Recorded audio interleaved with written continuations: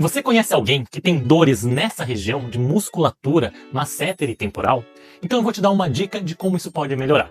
Primeira coisa é descartar essas placas moles, essas placas de silicone. Você precisa ter uma organização do raciocínio para saber tratar essas condições. E a gente só sabe tratar essas condições se a gente sabe do que a gente está falando. Qual é a musculatura envolvida? Qual é o diagnóstico preciso de cada caso? Será que é uma DTM muscular, articular? Será que é um bruxismo? Um bruxismo, por exemplo, associado a uma outra condição, a um refluxo, uma apneia, a um distúrbio do sono? A gente precisa compreender tudo isso e parar de ficar fazendo placas moles ou até mesmo placas que não resolvem.